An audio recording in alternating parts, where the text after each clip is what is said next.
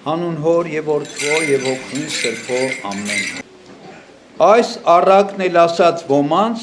որոնք իրենցով պարծենում էին, թե արդար են եւ արհամարում էին ուրիշ շատերին։ Երկու մարդ տաճար ելան աղոթքի կանգնելու, մեկը փարիսեցի, մյուսը մաքսավոր։ Փարիսեցին կանգնած էր մեկուսի եւ ինքն իրեն այս աղոթքն էր ասում. Աստված իմ, շնորհակալ եմ քեզնից, որ ես նման չեմ ուրիշ մարդկանց, ինչպես հափշտակողները, անիրավներն ու շնացողները, կամ ինչպես այս մաքսավորը։ Այլ շաբաթը 2 անգամ ծոմ եմ պահում, 10-րդ եմ տալիս իմ ամբողջ եկամտից։ Իսկ մաքսավորը կանգնած էր մեկուսի եւ չէր իսկ կամենում իր աչքերը երկինք բարձրացնել, այլ ծեծում էր կուրծքը եւ ասում. Աստված ների՛ր ինձ մեղավորիս։ Ասում եմ ձեզ, սա իջավ իր տունը արդարացած, ոչ մյուսը, որովհետև ով բարձրացնում է իր անձը կխոնարհվի, եւ ով խոնարհեցնում է իր անձը կբարձրացվի։ Ղուկասու ավետարանի 18-րդ գլխի մի փոքրիկ հատված էր ընթերցումը, որը վերնագրված է ավետարանում Փարիսեցին ու մաքսավորը։ Այս առակը, ասում եմ, մի առակ էլ պատմեց նրանց, այս առակը պատմեց մեր Տեր Հիսուս Քրիստոս։ Այս առակը տարվա մեջ մի քանի անգամ մենք ընթերցում ենք Կիրակի օրերի պատարակների ընթացքում։ Կարևորելու համար աղոթքը ինչքան կարևոր է, եւ այս առակով այն ժամանակ խոսում ենք, թե ինչպես ճիշտ է աղոթել, ինչպես սխալ է աղոթել։ Եվ այնտեղ ասում ենք, որ մաքսավորի դիրքով աղոթքը ճիշտ էր, իսկ փարիսեցու դիրքով աղոթելը սխալ էր։ Բայց այսօր ես ուրիշ կողմից եմ ուզում նայենք այս առակին մենք, նրանց համար ովքեր շատ չգիտեն, ասեմ, փարիսեցին դա կրոնական, խստակրոն, հրեական մի ուղղություն է, փարիսեցիությունը։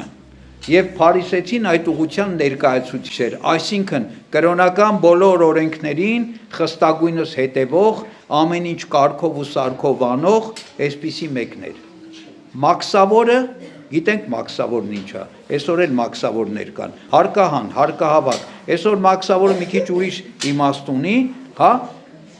ապրանք ներմուծելուց, դուրս հանելուց մաքսատնով են անցնում եւ այնտեղ մաքսավորները ստուգում են, հարկեր են վերցնում, բայց Քրիստոսի ժամանակներում մաքսավորներ էին կոչվում ընդհանրապես հարկահանները, հարկեր հավաքողները, որոնք ժողովրդից հարկեր էին հավաքում, այսօրվա խոսքերով ասած, հարկային տեսուչ։ Հարկահանները համարվում էին մեղավոր մարդիկ։ Այսօր էլ մարդիկ շատ այտենց հիացմունքով չեն խոսում հարկայինի աշխատողների, որովհետև հաճախ պատահում է մարդկանց անօրեն նեղություններ են տալիս։ Իրենց օգուտի համար մարդկանց նեղում են, որ շահ ստանան։ Միշտ եղել է այդ բանը Քրիստոսի ժամանակներից մինչև մեր օրերը եւ մինչև աշխարհի վերջն էլ այդպես պիտի լինի։ Եթե այդ մարդիկ իշխանություն ունեն մարդկանց վրա ինչ որ ազդելու, ուրեմն այդ իշխանությունը նաեւ եթե իրենք բարոյական մարդիկ չեն, օգտագործում են իրենց գրպանի շահի համար։ Այս առումով մաքսավորները հրեա իրականության մեջ Հիսուսի ժամանակներում համարվում էին ամենամեղավոր դասակարգի մարդկանցից մեկը եւ մարդիկ նույնիսկ չէին շփվում սրանց հետ։ Շատ հաճախ Հիսուսին մեղադրում էին, ասում էին դու ինչի ես գնում մաքսավորների հետ սեղան նստում, իրենց հետ շփվում, իրենց հետ խոսում, դրանք մեղավոր մարդիկ են։ Եվ Հիսուսն էլ իրենց անդրադարձում էր, ասում էր ես եկել եմ ոչ թե արդարների համար, այլ մեղավորների համար։ Բժիշկը առողջներին պետք չի, բժիշկը հիվանդներին է պետք։ Երկու մարդ ասում է բարձրացան տաճար աղոթք անելու։ Մեկը բարեպաշտ փարիսեցի, մյուսը մեղավոր մաքսավոր։ Այս տաճար բարձրանալը այսպես կարող ենք նայել նաև մենք խորհրդով։ Երկու մարդ այս աշխարհի մեջ ապրում են։ Մեկը բարեպաշտության կերպար է, մեկը մեղքի կերպար է, մեղավոր է։ Եվ սրանք Աստծո առաջ են կանգնում ամեն օր։ Ամեն օր մտածում են Աստծո մասին, իրենց սրտի մեջ խոսում են Աստծո հետ, իրենց կյանքի համար ինչ որ նպատակներ, ուղղություններ ունեն։ Եվ սա արտահայտվում է այդ իրենց աղոթքների մեջ։ Փարիսեցին ասում է կանգնած էր տաճարում, ինքն իրենից գոհ, եւ ինչ էր ասում. Աստված, շնորհակալ եմ քեզանից, որ ես ուրիշ մարդկանց նման չեմ։ Գողերի, ավազակների, շնացողների, չգիտեմ, նրանց նման չեմ։ Այս Մաքսավորի նման էլ չեմ։ Քիչ հեռու Մաքսավորը խոնարհված աղոթք էր անում։ Այլ ես շաբաթը 2 անգամ ծոմ եմ պահում։ Իմ տասանորդները բարեխղճորեն վճարում եմ տաճարին։ Այսինքն ինքը զբաղված էր ինքնագովեստով։ Եկեղեցական հայրերը այս առակի մասին խոսելուց ասում են խելագարությունը կանգնել Աստծո առաջ եւ մարդը ինքը իրան գովի։ Մեն խելագարը կարա Աստծո առաջ կանգնի եւ ինքը իրան գովի։ Ոնց կարա մարդը կանգնի Աստծո առաջ եւ ինքն իրան գովի։ Սրան հակառակ մեղավոր փարիսեցին, որ բոլորը համարում էին մեղավոր, ինչ էր անում։ Ասում եմ միայն կուրծքներ ծեծում, նույնիսկ աչքերը չէր համարձակվում բարձրացնել վերև, գլխահակ, գլուխը կախ, աչքերը գետնին, կուրծքը ծեծում էր եւ ասում էր Աստված ների ինձ մեղավորիս, ուրիշ խոսք չէր ասում։ Երկու կերպ Աստծո առաջ կանգնել։ Մի կերպը մարդը կանգնել է Աստծո առաջ ու ինչի մասին ասես չի մտածում։ Շնացողներ կան աշխարհի մեջ, պոռնիկներ կան աշխարհի մեջ, գողեր հափշտակողներ կան աշխարհի մեջ, սրա նման մաքսավորներ կան աշխարհի մեջ, բայց ես սրանց նման չեմ, ես լավն եմ։ Ես իմ բոլոր պարտականությունները բարեխղճորեն կատարում եմ։ Մարդը Աստծո հետ չի խոսում, Մարդը Աստծո հետ չի կարա սենց խոսի, մարդը ինքն իրան է ներկայացնում։ Ինքն է գովազդով է զբաղված մարդը։ Մինչդեռ մաքսավորը Աստծո հետ է խոսում։ Իր համար աշխարհ չկա, իր համար եկեղեցի չկա, իր համար ոչ մեկը չկա, ինքն է եւ իր Տեր Աստված։ Եվ ինչ անում։ Մի բան ասում Աստված ներիր ինձ մեղավորիս։ Աստված ներիր ինձ մեղավորիս։ Ինքը կա եւ Աստված։ Աղոթքը սենց պիտի լինի։ Մարդու հարաբերությունը Աստծո հետ սենց պիտի լինի։ Ինքը եւ Աստված։ Երբ որ աղոթում ես, պիտի աշխարհը քո համար գոյություն չունենա։ Պիտի կենցաղը քո համար գոյություն չունենա։ Պիտի գործերը, բիզնեսը, մնացած բաները, ընտանիքը ոչ մեկ պիտի քո համար գոյություն չունենա։ Այդ պահին դու պիտի լինես եւ Աստված։ Ինչի մեջ էր մաքսավորը եւ ինչի մեջ չէր փարիսեցին։ Այս առակը մարդը չի հնարել, մարդը չի պատմել, Քրիստոսն է պատմել։ Եվ առակի սկզբում ասեց առակի պատմելու նպատակը։ Ասում է եւ մի առակ էլ պատմեց նրանց մասին, ովքեր իրենց բարձրացնում են, հպարտանում են եւ ուրիշներին անարգում։ Այսինքն ինքն իրեն բարձրացնել եւ ուրիշին անարգելը Աստծո համար լավ չի, մեղք է, չարիք է։ Դրա համար է առակը պատմեց։ Եվ առակի վերջում էլ Քրիստոս եզրահանգումն արեց։ Ասեց ով ինքն իրան բարձրացնում է, պիտի այդ մարդը խոնարհեցվի, այսինքն պիտի ընկնի։ Եվ ով ինքն իրեն խոնարհեցնում է, այդ մարդը պիտի բարձրացվի, Աստված պիտի բարձրացնի։ Եվ ինչ եղավ։ Մեղավոր, բոլորի կողմից անարգված, անտեսված, արհամարված, կամահարված մաքսավորը տաճարից դուրս եկավ եւ Քրիստոսն ասում է արդարացած գնաց իր տունը։ Բայց ոչ փարիսեցին, այսինքն փարիսեցին չարդարացավ։ Ինքը իրեն արդար էր համարվում, բայց Աստված իրեն արդար չհամարեց։ Ինքը մեղքով մնաց։ Մինչդեռ մեղավորը արդարացավ եւ գնաց իր տունը։ Այդ տուն գնալն էլ տեղա, չէ՞։ Տունը վերևն է, երկինքն է։ Արդարացավ, որովհետեւ ինքը իրեն մեղավոր էր համարում։ ինքը չէր նայում, իր կողքի կանգնած ոչ փարիսեցուն, ոչ քաղաքի գողերին, ոչ ավազակներին, ոչ պոռնիկներին, ոչ հափշտակողներին, ոչ կաշառակերներին, ոչ մեկին չէր նայում, ասում էր մեղավորը ես եմ։ Աստված այսպես է ուզում, որ մենք մտածենք, որ մենք Աստծո այդ հարաբերությունների մեջ ուրիշներին մեջտեղ չբերենք, չասենք Եվան ինձ խաբեց, ես կերա, ես մեղավոր չեմ, Եվան էր մեղավորը։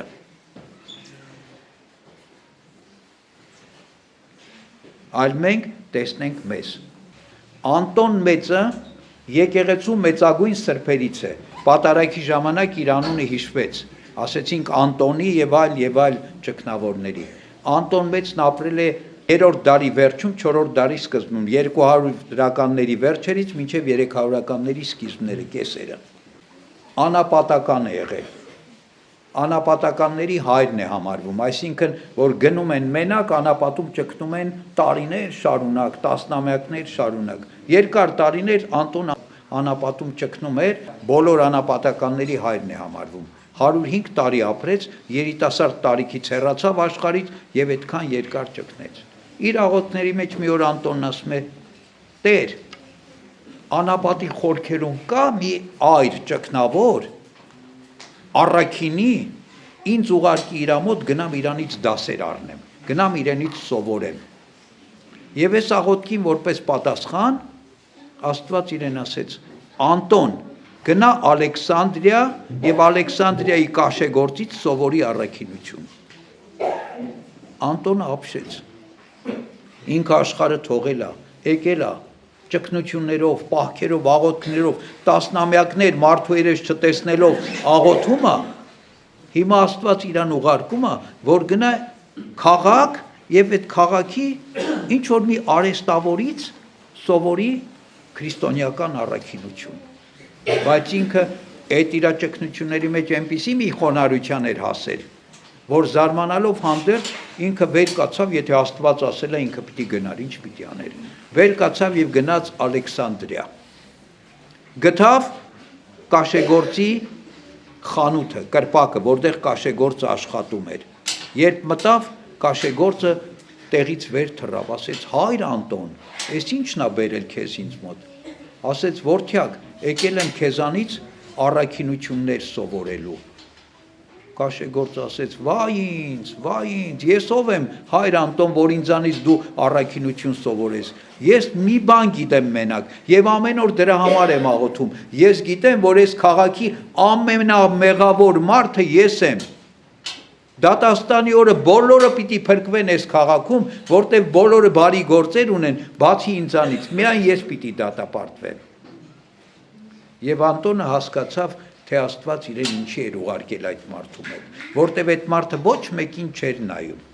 Չէր նայում, սրանք ավելի վատն են, նրանք ավելի վատն են, այն դատավորը կաշառակերը, այն մեկը այլասերված է, այն մեկը գող է, այն մեկը ավազակ է, այն մեկը չգիտեմ ինչ է, մարդը մենակ իրան էր նայում, Աստծո առաջ։ Եվ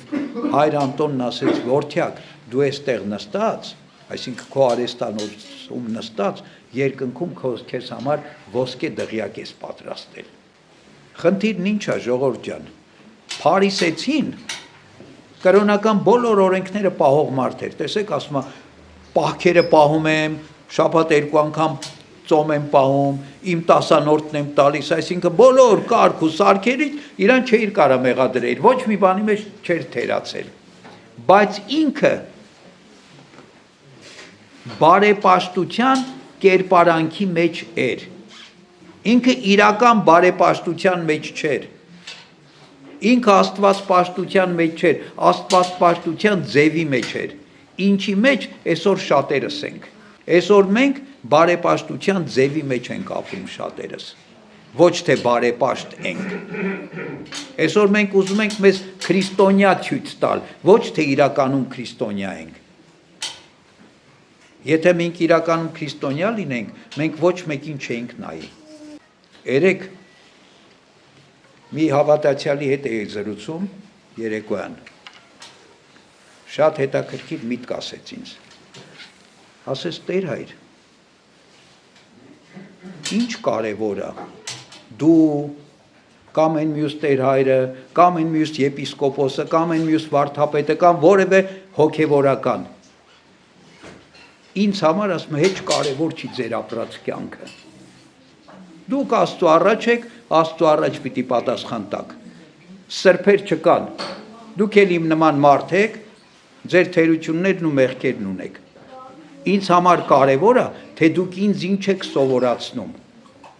ինչ ճանապարհի եք ուղղորդում։ Գիտեք, կարող է մեկը չընդունի այս մոտեցումը։ Ասում է, ես ոչ մեկին ոչ ուզում եմ դատել, ոչ էլ մտածել իր արարքների մասին։ Ես մտածում եմ, այս Տեր հայրը ինձ ճշմարտության մեջ է ուղղորդում, ավետարանի մեջ է ուղղորդում, երկնքի արքայության ճանապարհն է ցույց տալիս, թե չէ։ Այսինքն մարդը չի նայում, ինչ կա շրջապատում, սրա մասին ինչ ասեցին, նրա մասին ինչ ասեցին, ինչ գրեցին, ինչ կարդացին, մարդը նայում է, ես այդ ճանապարհով գնում եմ, թե չեմ գնում։ Ես այդ ճանապարհի վրա եմ, թե վրա չեմ։ Այսինքն մենք չենք կարողանալու ոչ մեկս ինձանից սկսած, ոչ մեկս չենք կարողանալու Աստծո առաջ կանգնել ու մեր ապրած կյանքի համար, մեր մեղքերի համար պատասխան տալ։ Բայց եթե ես իմ մեղքերի համար չեմ կարող պատասխան տալ, ինչ եմ ընկել ուրիշների հետևից։ Եթե մեկն էլ փրկվի, ոչ թե ինքը իր պատասխան տալով պիտի փրկվի, այլ ինքը պիտի փրկվի Աստծո ողորմությամբ, Աստված պիտի ողորմած գտնվի այդ մարդու հանդեպ, որ փրկվի։ Այլ ոչ թե ինքը այնքան արդար պիտի լինի, այս փարիսեցու նման, որ Աստված պիտի ասի դու արժանի ես, արի մտի երկնքի արքայություն։ Կա մեկը, որ արժանա մտնել երկնքի արքայություն, չկա այդպիսի մեկը։ Այլ Աստված է արժանացնում։ Ու ով որ էս մաքսավորի պես է, ով որ իր կուրծքն է ծեծում, ասում Աստված ներիր ինձ մեղավորիս։ Այս փոքրիկ առակը ինչ էր, մենք մտածենք, մենք ոնց ենք, մարդկանց առաջ չէ, մենք մեր խղճի առաջ նայենք մեզ, մենք զբաղված այս կյանքում ինքնաարդարացումով, ինքնագովեստով, ինքներս մեծարելով, ինքներս մեզ մի բան համարելով, թե մենք իրականում ոչնչություն ենք ինչպես մաքսավորը։ Ոչնչություն, ով որ իրեն ոչնչություն կհամարի, Աստված նրան մեծություն կհամարի։ Աբրահամ նահապետը, որ Աստված իրեն բարեկամ կոչեց, Աբրահամն իրեն ասում էր, ես հող եմ ու մոխիր եմ։ Հող ու մոխիր, այսինքն ոչինչ եմ։ Դավիթ թագավորը, որ մեծ սուրբ էր, Սաղմոսների հեղինակն էր, մարգարե էր, Աստծո օծյալն էր, Աստծո ընտրյալն էր, ասում էր, ես որդի եմ ու մարդ չեմ։ Հիմա այս մեծ սրբերը իրանց այդպես էին համարում։ Մենք մեզ ինչ որ մի բան ենք համարում։ Ոնց կլինի։ Դժվար է, բայց պիտի հասնենք դրան։ Երբ որ մենք Աստծուն չենք տեսնում, չենք ճանաչում, տեսնել ասեցը ֆիզիկական տեսնելու մասին չի, հոգևոր չենք տեսնում, չենք ճանաչում Աստծուն, մենք կարանք մեզ մի բան համարենք։ Բայց երբ որ մենք Աստծուն ճանաչենք, մենք այլևս չենք էլ համարձակվի մենք մեզ մի բան համարել։ Պետք է աղոթել։ Ինչ է պետք։ Պետք է սուրբ գիրք կարդալ։ Ինչ է պետք։ Պետք է մտածել, խորհել, խոկալ մեր մասին, մեղքերի մասին, սրբության մասին, առաքինության մասին, Աստծո դատաստանի մասին, Աստծո այդ հանդիպելու մասին։ Մեկին հարցնում են, ասում են, մեռնելը սարսափելի է։ Ասում է, մեռնելը սարսափելի չի, Աստծո այդ հանդիպելն է սարսափելի։